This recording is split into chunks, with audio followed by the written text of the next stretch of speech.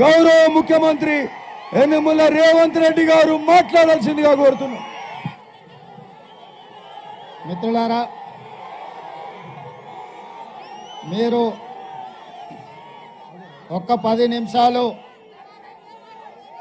నిశ్శబ్దంగా సావధానంగా వింటే మనం చాలా విషయాలు మాట్లాడుకోవాల్సిన అవసరం ఉంది. మన భువనగిరి, మన నల్గొండ జిల్లా భవిష్యత్తు ప్రణాళికలను మనం మాట్లాడుకొని నిర్ణయం తీసుకోవాల్సిన అవసరం ఉన్నది. మిత్రులారా, 15 నిమిషాలు సావధానంగా వినాల్సిందిగా మిత్రులను కోరుకుంటూ, నల్గొండ జిల్లా అన్న, భువనగిరి ప్రాంతమన్నా సర్దారు సర్వాయి పాపన్న గౌడు మొట్టమొదట గుర్తొస్తాడు. దొడ్డి కొమరయ్య గుర్తొస్తాడు, చాకలి ఐలమ్మ గుర్తొస్తుంది, రావి నారాయణ రెడ్డి గుర్తొస్తాడు, బద్దం నరసింహారెడ్డి గుర్తొస్తాడు, మల్లు స్వరాజ్యం గుర్తొస్తుంది, ఆరుట్ల రామచంద్రారెడ్డి గుర్తొస్తాడు, ఆరుట్ల కమలాదేవి గుర్తొస్తుంది, ధర్మ భిక్షం గుర్తొస్తాడు, కొండా లక్ష్మణ్ బాపూజీ గుర్తొస్తాడు. ఆనాడు సోదరిమణి బెల్లి లలిత గుర్తొస్తుంది. భువనగిరి గడ్డ అంటే గుత్పల సంఘం పెట్టిన దొడ్డి కొమరయ్యను ఈ ప్రాంతం ఎప్పటికీ మరవదు. మిత్రులారా, ఇవాళ నేను మీతోని మనసు విప్పి మాట్లాడదలుచుకున్నా.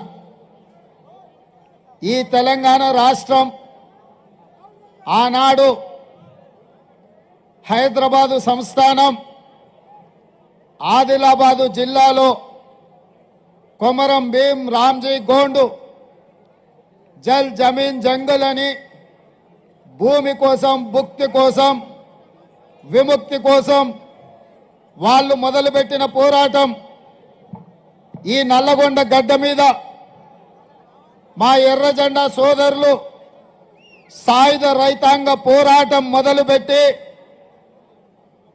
నిజాంల నుంచి, రజాకర్ల నుంచి హైదరాబాదు సంస్థానానికి విముక్తి కలిగించారు. ఈ గడ్డ పోరాటాలకు స్ఫూర్తి. ఈ గడ్డ బానిసతత్వానికి అడ్డంగా నిలబడి నీ బాంచం దొర అనే విధానాన్ని స్వస్తి పలికి ఈ ప్రాంతాన్ని దొరల గడీల నుంచి బంధ విముక్తుల్ని చేసింది ఈ ప్రాంతం. మరి ఇవాళ కుంభం అనిల్ రెడ్డి అధ్యక్షతన చామల కిరణ్ రెడ్డి పార్లమెంట్ నామినేషన్కి నాతో పాటు పెద్దలు కోమటిరెడ్డి వెంకటరెడ్డి గారు, కోమటిరెడ్డి రాజగోపాల్ రెడ్డి గారు, వేముల వీరేశం గారు, మందుల సామెల్ గారు, సోదరుడు మల్రెడ్డి రంగారెడ్డి గారు, కొమ్మూరు ప్రతాప్ రెడ్డి గారు, అదేవిధంగా జిల్లా పార్టీ అధ్యక్షులు, మండల పార్టీ అధ్యక్షులు, గ్రామ శాఖ అధ్యక్షులు, కాంగ్రెస్ పార్టీ కార్యకర్తలతో పాటు పెద్దలు, సిపిఐ నాయకులు, మల్లా పల్లా వెంకటరెడ్డి గారు, అదేవిధంగా చెప్తాను జర్రాగు, మీ అందరినీ ఉదయం నుంచి ఉత్సాహపరిచి మీలో ఒకటిగా ఉన్న బీర్ల ఐలయ్య గారు, కుంభం అనిల్ రెడ్డి గారు ఇంత పెద్ద కార్యక్రమాన్ని ఏర్పాటు చేసి భువనగిరి కోట కాంగ్రెస్ కంచుకోట నిరూపించినందుకు మీకందరికీ మనస్ఫూర్తిగా అభినందనలు. మిత్రులారా, ఇవాళ మీరు ఆలోచన చేయండి. పోటీలో నిలబడ్డ అభ్యర్థులు ఎవరు, వాళ్ళ గుణగణాలు ఏంది, వాళ్ళు గతంలో ఎక్కడుండిరి, ఎట్లుండిరి, ఎన్నికల్లో గెలిస్తే వాళ్ళు చేసింది ఏంది ఒక్కసారి ఆలోచన చేయండి. 2009లో ఎట్లయితే ఆనాడు యువకుడుగా మీ అభిమాన నాయకుడిగా ఎదిగి 2009లో భువనగిరి పార్లమెంటు నుంచి మిత్రుడు రాజగోపాల్ రెడ్డి గారిని మీరు గెలిపిస్తే మీ ఆశీర్వాదం తీసుకొని మీరండగా నిలబడితే ఢిల్లీ దద్దరిల్లేలా తెలంగాణ నినాదాన్ని వినిపించి పార్లమెంటును స్తంభింపజేసి సహచర పార్లమెంటు సభ్యులందరినీ కూడా తీసుకొని 2014లో తెలంగాణ రాష్ట్రాన్ని సాధించుకొని మీ గడ్డ మీద కాలు పెట్టిండు మీ బిడ్డ కోమటిరెడ్డి రాజగోపాల్ రెడ్డి. ఏ రోజు కూడా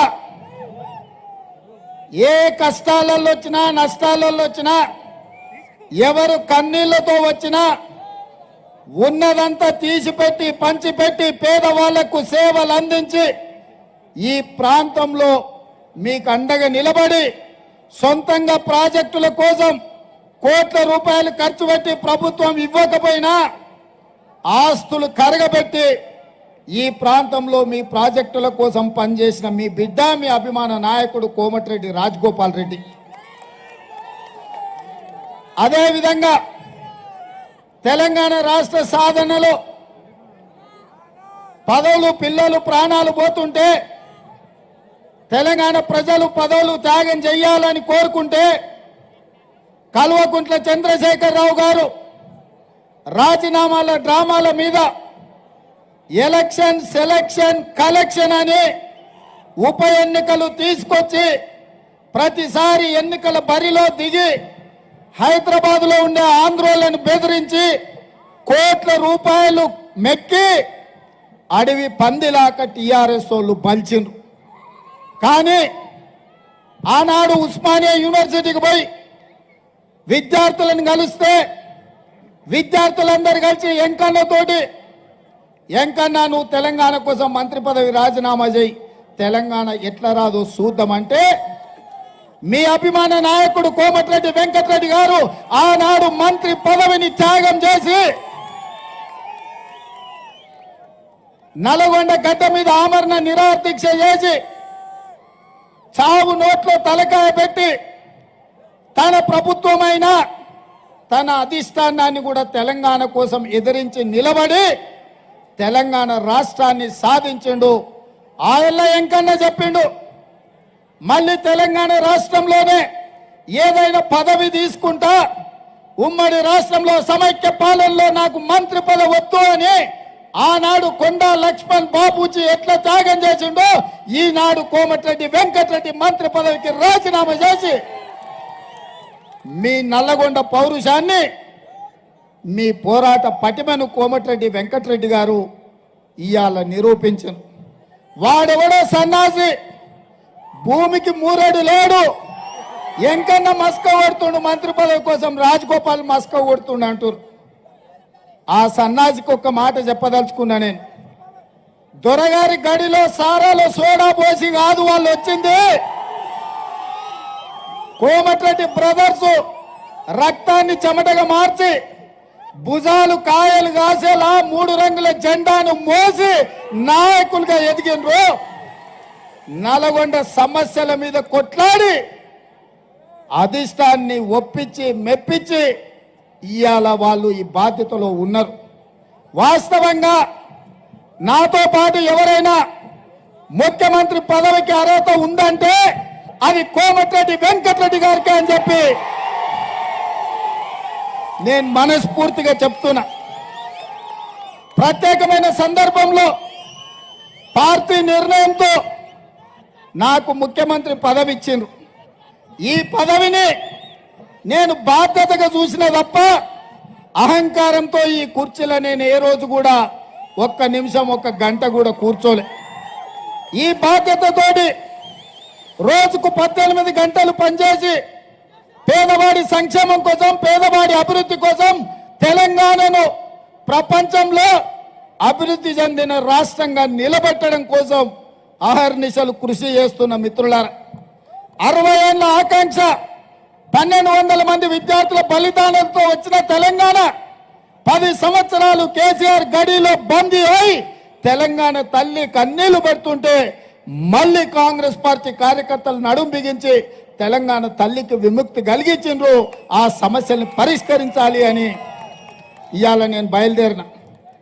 మిత్రులారా, నా ఇంటికి వచ్చిన లీడ ఈ స్థానిక మున్సిపల్ చైర్మన్ కావచ్చు, జిల్లా పార్టీ అధ్యక్షుడు కావచ్చు, చాలా మంది కార్యకర్తలు మీ యాదగిరిగుట్ట ఎంపీపీ కావచ్చు, ఎంపీటీసీలు కావచ్చు, సర్పంచులు కావచ్చు, జడ్పీటీసీలు కావచ్చు. ముఖ్యమంత్రి కాకంటే ముందు మీరెట్లా బాజాప్తా నా ఇంట్లోకి వచ్చి కలిసిపోయినరో ముఖ్యమంత్రి అయినాక కూడా అట్లనే వచ్చి కలిసినరా లేదా మిత్రులారా? రోజు ఉదయం 1000 నుంచి 1500 మందిని కలిసి వాళ్ళు చెప్పేది విని వాళ్ళ సమస్యల్ని ప్రభుత్వం పరిష్కరించగలిగిన దిశగా ఈరోజు మన ప్రభుత్వంలో ప్రజాపాలన జరుగుతుంది. మిత్రులారా, ప్రగతి భవన్ ప్రజల సొమ్ముతో కట్టింది. ఒక గడిగా చుట్టుముట్టు ముళ్ళ కంచెలేసి తెలంగాణ ప్రజల్ని నిషేధిస్తే ఏ సమయానికి ఎల్పీ స్టేడియంలో ప్రమాణ స్వీకారం ప్రజాప్రభుత్వం చేస్తుందో అదే సమయంలో గడీల గోడలు బద్దలు కొట్టి ప్రజలకు బాజాప్తా బార్ల గేట్లు తెరిచిపెట్టి బలైన వర్గాల ఆదర్శ దైవం జ్యోతిరావు పూలే పేరు అక్కడ పెట్టిన మాట వాస్తవం కాదా కాంగ్రెస్ ప్రభుత్వం అని నేను అడుగుతున్నా. నేను ఇవాళ అడుగుతున్నా, ఆనాడు అవసరం ఉన్నప్పుడల్లా మా కమ్యూనిస్టు సోదరులని అడుక్కొని కడుపులో తలకాయ పెట్టి కాళ్ళకు దండం పెట్టి కార్యం ఎల్ల తీసుకొని కరివేపాకులాగా కమ్యూనిస్టు సోదరుల్ని పక్కన పెట్టిన వాట వాస్తవం కాదా? ఏ రోజైనా కమ్యూనిస్టు సోదరులకు కనీసం మర్యాద ఇచ్చే ఆలోచన ఎప్పుడైనా చంద్రశేఖరరావు చేసిందా?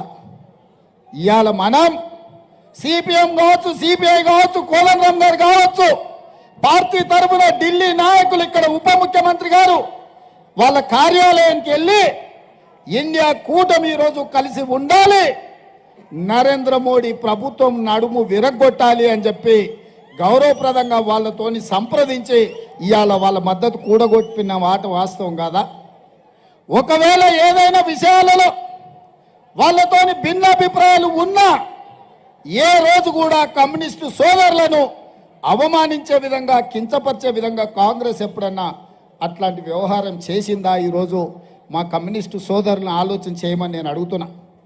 ఇవాళ ప్రత్యేకమైన సందర్భం దేశంలో దాపురించింది.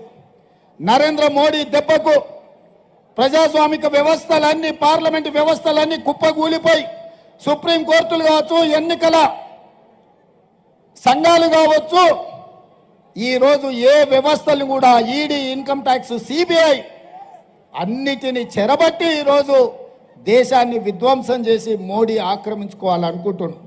అందుకే డాక్టర్ బాబాసాహెబ్ అంబేద్కర్ రచించిన రాజ్యాంగాన్ని కాపాడాలి అంటే ఈరోజు ఇండియా కూటమి ఈ దేశంలో గెలవాలి, రాహుల్ గాంధీ గారు ఈ దేశానికి ప్రధానమంత్రి కావాలి అన్న ఆలోచనతోటి ఇవాళ మేమందరం కలిసికట్టుగా మీ ముందరికి వచ్చినాం.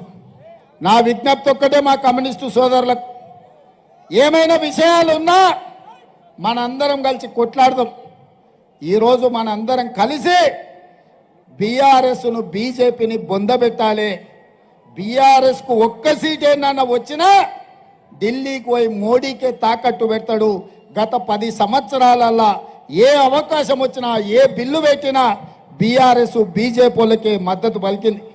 నోట్ల రద్దు కావచ్చు, జిఎస్టీ బిల్లు కావచ్చు, ట్రిపుల్ తలాక్ కావచ్చు, 370 ఆర్టికల్ కావచ్చు, రైతు వ్యతిరేక నల్ల చట్టాలు కావచ్చు, ఏ సందర్భం వచ్చినా మోడీకే ఈ కేడీ మద్దతు పలికిండు తప్ప ఏ రోజు కూడా మోడీతో కొట్లాడే ప్రయత్నం చేయలే. మరి ఇవాళ అంటున్నాడు కాంగ్రెస్ను ఓడించాలి అని. నేను అడుగుతున్న కేసీఆర్, కాంగ్రెస్ను ఎందుకు ఓడించాలి మిత్రులారా? ఎందుకు ఓడించాలి కాంగ్రెస్ను? 10 ఏళ్ళు నువ్వు చెప్పిన మాట చెప్పకుండా ఎంకన్నా చెప్పినట్టు వేల కొద్ది అబద్ధాలు చెప్పి తెలంగాణను చెరబట్టి 7 లక్షల కోట్ల రూపాయల అప్పుల తెలంగాణను ముంచినందుకు అప్పుల గడ్డగా తెలంగాణను విద్యార్థుల, రైతుల ఆత్మ బలిదానాలతో బొందల గడ్డగా తెలంగాణను మార్చిన నువ్వు ఇవాళ 100 రోజుల్లోనే కాంగ్రెస్ను ఓడగొట్టాలంటున్నావు. ఇది నీకు ధర్మమా కేసీఆర్ అని నేను అడుగుతున్నా. ఎందుకు ఓడగొట్టాలి కాంగ్రెస్ను? బలైన వర్గాల జనాభా లెక్కలు 60 ఏళ్ల నుంచి ఎవరు పట్టించుకోకపోతే బీసీలు వాళ్ళ జనాభాను లెక్కబెట్టి మా నిధులు మాకు ఇవ్వాలంటే అటు నరేంద్ర మోడీ ద్రోహం చేసి కేసీఆర్ అన్యాయం చేస్తే కాంగ్రెస్ అధికారంలోకి వచ్చిన వెంటనే మంత్రివర్గంలో ఆమోదం తెలిపి కోట్ల రూపాయలు కేటాయించి బీసీల జనాభా లెక్క కట్టండి, జనాభా ప్రకారం వాళ్లకు నిధులు ఇచ్చే బాధ్యత, నియామకాలు చేపట్టే బాధ్యత కాంగ్రెస్ చేపట్టినందుకు ఇవాళ కాంగ్రెస్ పార్టీని ఓడగొట్టాలనా అని నేను అడుగుతున్నా. ఇదే కాదు, తెలంగాణ ఉద్యమంలో నీళ్లు నిధులు నియామకాలు అన్నాడు. నియామకాల విషయానికి వస్తే కేసీఆర్ ఇంట్లోనే ముఖ్యమంత్రి, అల్లుడు మంత్రి, కొడుకు మంత్రి, బిడ్డ ఎంపీ, ఓడితే ఎమ్మెల్సీ, సుట్టపాడు వినోద్రావు ఓడితే ఆయన ప్లానింగ్ కమిషన్ వైస్ చైర్మన్, ఈ పక్కనే కూతబెట్టు దూరంలో ఉన్న దయాకరావు మంత్రి అయిపోయిండు. నీ సుట్టపోళ్ళు అందరికీ ఉద్యోగాలు వచ్చినాయి, నియామకాలు జరిగినాయి. 30 లక్షల తెలంగాణ నిరుద్యోగ యువకులు పబ్లిక్ సర్వీస్ కమిషన్లో నమోదులు నిర్వహించకుండా నిరుద్యోగుల ఆశలకు గండి కొడితే పిల్లలు రైలుకు ఎదురేగి రైలు కింద పడి చచ్చిపోతుంటే ఫ్యాన్లకు ఉరేసుకొని ప్రాణాలు తీసుకుంటుంటే ఏ ఒక్కరోజైనా చంద్రశేఖరరావు ఆలోచన చేసిండా? కానీ అదే ప్రజాపాలన ఇందిరమ్మ రాజ్యంలో ప్రభుత్వం వచ్చిన 3 నెలల్లో 90 రోజుల్లో 30,000 ఉద్యోగాలు లెక్క గట్టి ఎల్పీ స్టేడియంలో రప్పించి వాళ్ళ కుటుంబాల సమక్షంలో 30,000 ఉద్యోగ నియామక పత్రాలు అందించిన ఈ ఇందిరమ్మ రాజ్యాన్ని కూలగొట్టాలని కేసీఆర్ అంటున్నాడంటే ఇవాళ పేదోళ్ళ పిల్లలకు ఉద్యోగాలు ఇచ్చినందుకే కదా ఈ ప్రభుత్వం మీద కక్ష కట్టింది కేసీఆర్ అని నేను అడుగుతున్నా. మేం తీసుకోలే, మా ఇంట్లో వంచుకోలే, మా ఇంటికేం మూట కట్టుకోలే. పేదోళ్లకు 30,000 ఉద్యోగాలు 3 నెలల్లో ఇచ్చిన మాట వాస్తవం కాదా? 30,000 ఉద్యోగాల వివరాలు ఇస్తా. ఎవడైనా దమ్మున్నోడు ఉంటే చర్చకు రావాలి భువనగిరి సెంటర్లో. అదే విధంగా ఆడబిడ్డలకు మాట ఇచ్చినాం. అత్తగారింటికి పోవాలన్నా అప్పుడప్పుడు ఇంటి ఆయన మీద అలిగితే అమ్మగారింటికి పోవాలన్నా బస్ కిరాయిలకు కష్టం. అలిగింది కాబట్టి ఇంటి ఆయనను అడగలేదు, అత్త అసలే ఇయ్యదు. ఎట్లా చేయాలని చింత చేస్తుంటే యాదగిరిగుట్ట లక్ష్మీ నరసింహస్వామిని దర్శించుకోవాలన్నా, మేడారంలో సమ్మక్క సారక్క జాతరకు పోవాలంటే వాళ్ళనో వీళ్ళనో సాయం అడిగే బదులు వాళ్ళ ఆత్మ గౌరవంతో తిరగాలని ఆర్టీసీలో ఆడబిడ్డలకు ఉచిత ప్రయాణం ఇచ్చినాం. పొన్నం ప్రభాకర్ గౌడ్ రవాణా శాఖ మంత్రిగా ఉండి 35 కోట్ల మంది ఆడబిడ్డలు ఇవాళ బస్సులలో ఉచితంగా ప్రయాణం చేస్తుండ్రు. అనా పైసా లేకుండా బాజాప్తా బస్సు ఎక్కి ఎక్కడ కావాలంటే అక్కడ చెయ్యి ఆపుతురు, మా అక్కలు ఎక్కుతురు, ఎక్కడ కావాలంటే అక్కడ బస్సు ఆపి దిగిపోతురు. మా ఆడబిడ్డలను ఆర్టీసీ బస్సులలో ఉచిత ప్రయాణం కల్పించినందుకు కాంగ్రెస్ పార్టీని ఓడగొట్టాలనా? ఒకవేళ కాంగ్రెస్ ఓడిపోతే ఆడబిడ్డలకు ఉచిత బస్సు ప్రయాణం ఆగిపోతుంది కదా, మా అక్కలకు మా చెల్లెళ్ళకి ఈ విషయం తెలియదా?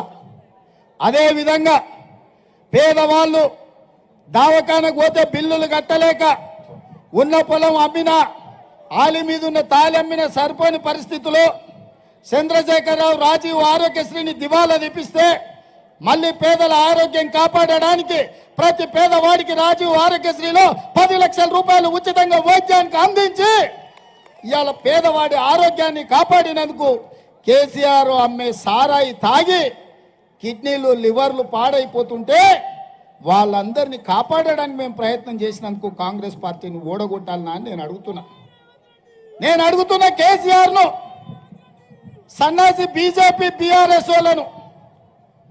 మేము ఆడబిడ్డల కన్నీళ్లు తుడవడానికి, కట్టెలపై కష్టాలు తీరవడానికి ఆనాడు గ్యాస్ పై సిలిండర్ దీపం పథకం కింద సోనియమ్మ ఇచ్చింది.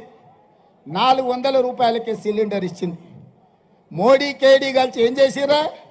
1200 చేసిరు. ఏమక్క అవునా కదా? 1200 కాలే. పాదయాత్రల ప్రజలు వచ్చి ఆడబిడ్డలు వచ్చి 1200 ఆయన సిలిండర్ ఎట్లా కొనాలి, కష్టమంతా దానికే పోతుందంటే ఆలోచన చేసి ఆడబిడ్డలకు పేదవాళ్లకు 500 రూపాయలకే సిలిండర్ ఇస్తామని ఇవాళ 40 లక్షల కుటుంబాలకు 500 రూపాయలకే సిలిండర్ ఇస్తున్నందుకు ఇవాళ కాంగ్రెస్ పార్టీని ఓడగొట్టాలనా అని నేను అడుగుతున్నా. అదేవిధంగా డబల్ బెడ్రూమ్ ఇళ్ళ పేరు మీద కథలుగా చెప్పి అల్లుడు వస్తే ఆడ ఉంటాడు, కొడుకు కోడలు ఉంటే ఆడవంటారు, గొర్రెపిల్ల మేకపిల్ల ఉంటే ఏడగట్టేస్తారు అని ఊరిచ్చిండు ఆనా పిల్లంటల కోట శ్రీనివాసరావు ఊరించినట్టు ఈ గద్ద ముక్క ఆయన. ఎవరికైనా వచ్చినావే మా సోదరులు నడుతున్న డబుల్ బెడ్రూమ్ ఇల్లు వచ్చిందా? ఎవరికైనా ఇచ్చిండా? 10 ఏళ్ళైన ఒక పేదోనికి డబుల్ బెడ్రూమ్ ఇయ్యలే ఆ సన్నాసి. కానీ వచ్చిన ఎంబడే 4.5 లక్షల ఇందిరమ్మ ఇల్లు, ప్రతి ఇంటికి 5 లక్షల రూపాయలతోని 22,500 కోట్ల రూపాయలతోటి పేదవాడికి ఇందిరమ్మ ఇల్లు ఇచ్చేటందుకు ఇవాళ కాంగ్రెస్ పార్టీ నిర్ణయం తీసుకున్నది. పేదోడికి ఇల్లు కట్టించినందుకు కాంగ్రెస్ను ఓడగొట్టాలన్నా ఈ సన్నాసి అంటున్నాడని నేను అడుగుతున్నా. అదేవిధంగా మిత్రులారా, 5 పథకాలు, ఆర్టీసీ బస్సు ఉచిత ప్రయాణం, రాజీవ్ ఆరోగ్యశ్రీ పథకం, 500 రూపాయలకే సిలిండర్, 200 యూనిట్లు ఉచితంగా పేదవాళ్లకు జీరో బిల్లు, ఇవాళ ఉచిత కరెంటు, ఇందిరమ్మ ఇండ్లు, 30,000 ఉద్యోగాలు, బీసీ జనాభా లెక్కలు, ఇన్ని పనులు 100 రోజుల్లో చేసినాం. 100 రోజుల్లో ఇన్ని పేదల కోసం సంక్షేమ పథకాలు. ఈరోజు పేదవాళ్ళను ఆదుకోవడానికి కాంగ్రెస్ ప్రయత్నం చేస్తుంటే కొత్తగా వచ్చిన ప్రభుత్వం 6 నెలల సంసారం చక్కగా జరగని అని అంటాడా? లేకపోతే పిల్లి శాపనార్థాలు పెట్టినట్టు ఇది కూలిపోతుంది, ఇది పడిపోతుంది అంటున్నా. నీ అయ్యా జాగిరా, ఇది ఏమన్నా ఫుల్ బాటిల్ అనుకుంటున్నా బిడ్డ? కూలనికే పడనికే లాగులో తొండలిడ్చి కొట్టిపిస్తా మా నల్లగొండ సోదరులతోటి బిడ్డ నువ్వు అనుకుంటున్నావు. ఈడెవ్వడు అల్లటప్పుడు లేడు. అవుతుంది బిడ్డ నీకు పెళ్లి మల్లమల్లగిన ఇట్లా మాట్లాడినావు అంటే. అందుకే ఇవాళ 10 ఏళ్ల నుంచి ఇక్కడ కేడీ ఉన్నాడు, అక్కడ మోడీ ఉన్నాడు. మోడీ మనకు ITIR కారిడార్ ఇవ్వలే. ఆనాడు సోనియమ్మ ఇస్తే రద్దు చేసిండు. మీ ఎయిమ్స్ హాస్పిటల్ 10 ఏళ్ల నుంచి ఇంకా గోడలక్కనే నిలబడ్డది. ఎంకన్నా ఎంపీ అయినాక కొట్లాడి నిధులు తెస్తే ఇవాళ పనులు అవుతున్నాయి. పక్కనే వరంగల్లో రైల్వే కోచ్ ఫ్యాక్టరీ కాకెత్తుకపోయింది. బయ్యారం ఉక్కు కర్మాగారం గద్దెత్తుకపోయింది. ఇవాళ సిబులైట్ కానీ, పవర్ ప్రాజెక్టులు కానీ, పాలమూరు రంగారెడ్డి ఎత్తిపోతల జాతీయ ప్రాజెక్టు కానీ ఏవి నరేంద్ర మోడీ ఇయ్యలే. ఇయ్యకపోతే ఇయ్యపోయిండు పాడైనోడు. కానీ పార్లమెంట్ ఏమన్నాడా? కాంగ్రెస్ పార్టీ తెలంగాణ పార్లమెంట్ తలుపులు మూసిస్తుందా? తల్లిని చంపి బిడ్డను బతికించారు కాంగ్రెస్ వాళ్ళు, ఇంత దుర్మార్గం ఉంటుందా అన్నాడు. నేను అడుగుతున్న ఇవాళ భారతీయ జనతా పార్టీ నాయకులను, బండి సంజయ్ని, కిషన్ రెడ్డిని, ధర్మపురి అరవింద్ను, ఇక్కడున్న బూరా నర్సయ్య గౌడ్ను, అయ్యా కాంగ్రెస్ పార్టీ ఆంధ్రప్రదేశ్లో పార్టీ చచ్చిపోయి కేంద్రంలో అధికారం కోల్పోయి తెలంగాణ ఎన్ని నష్టాలకు వచ్చి బరాబర్ పార్లమెంటు తలుపులు మూసి తెలంగాణ రాష్ట్రం ఇచ్చినాం. మా రాష్ట్రాన్ని అవమానించిన నువ్వు మా రాష్ట్రంలో ఓట్లు అడగనికి నీకు అర్హత ఉందా అని మోడీని అడుగుతున్నానే. మీరు ఒక్కసారి ఆలోచన చేయండి తెలంగాణ ఉద్యమకారులారా.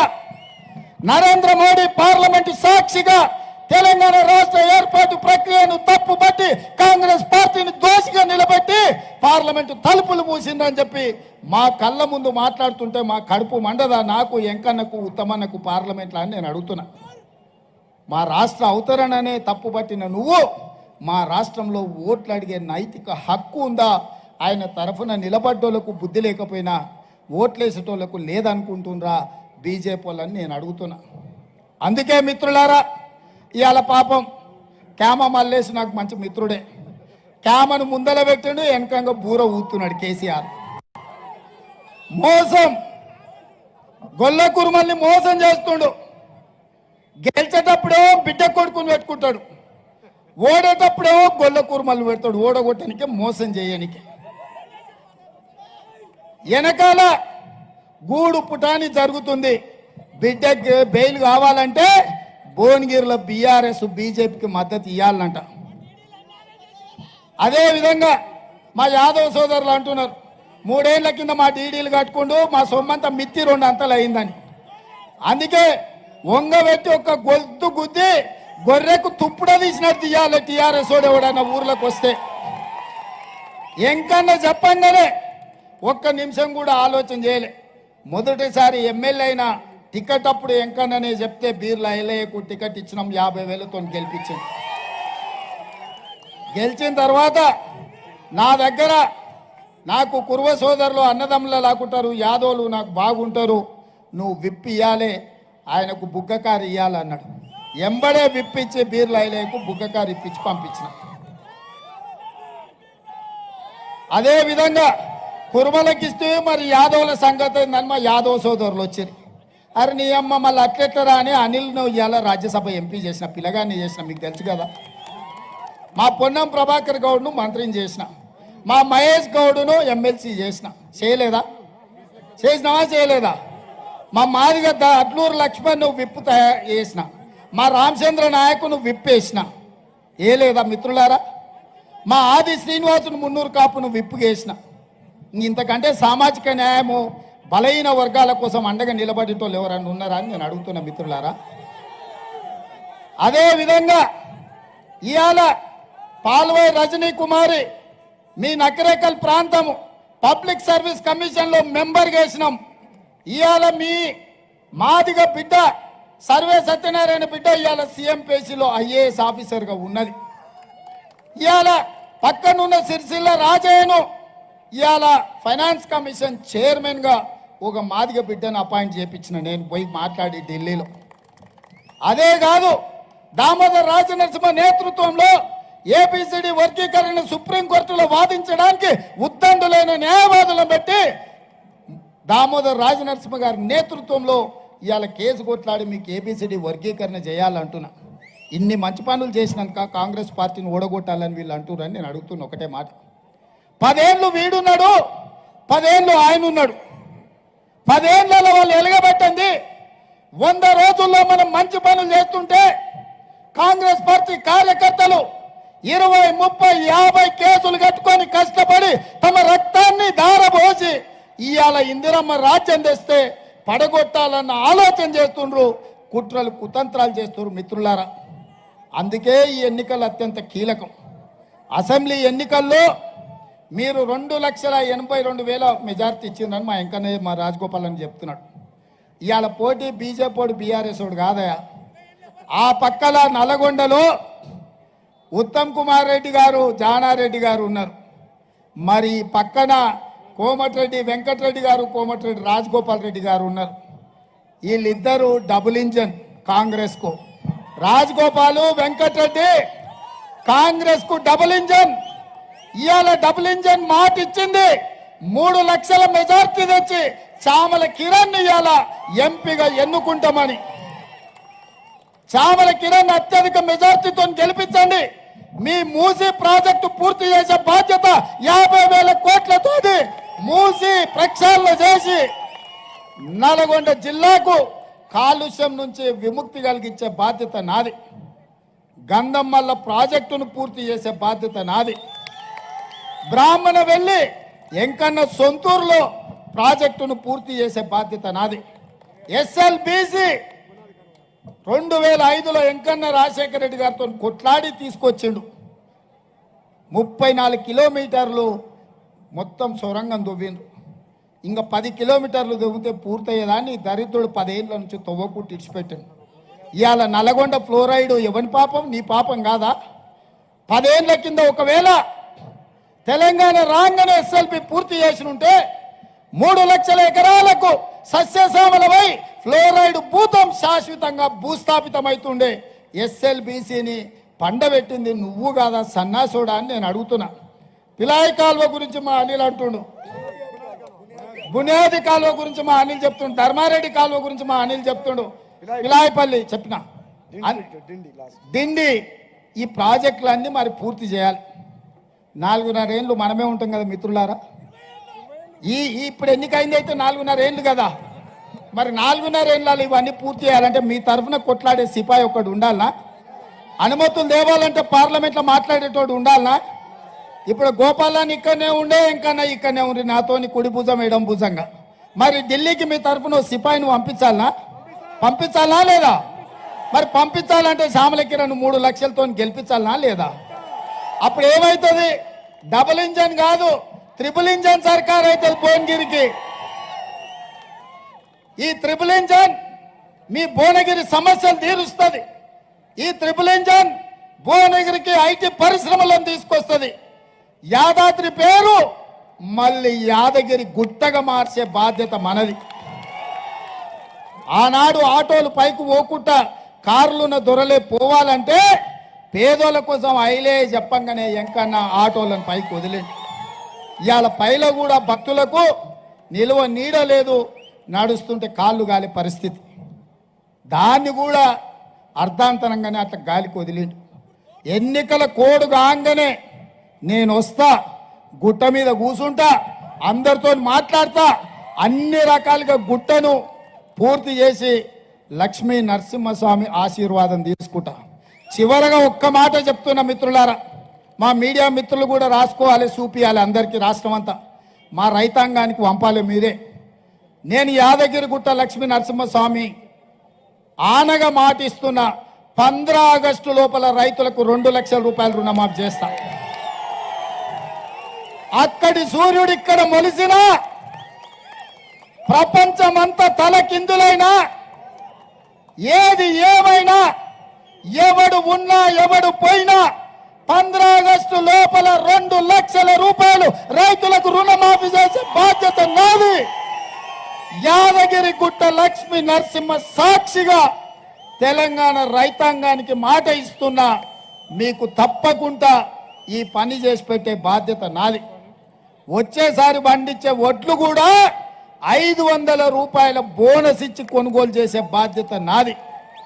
అందుకే మిత్రులారా, ఇన్ని మంచి పనులు చేయాలంటే భువనగిరిలో 3 లక్షలతో కాంగ్రెస్ గెలవాలి. గెలిపిస్తారు కదా, గెలిపిస్తారు కదా. సిద్ధమేనా? సిద్ధమేనా? సిద్ధమేనా? సిద్ధమేనా? సిద్ధమేనా? మా గౌడన్నలు చెప్పాలి, సిద్ధమేనా? సిద్ధమే కదా, సిద్ధమే కదా. జై కాంగ్రెస్, జై జై కాంగ్రెస్. హస్తం గుర్తుకే, హస్తం గుర్తుకే. ధన్యవాదాలు సోదరులారా, దూరం నుంచి వచ్చారు. ఈ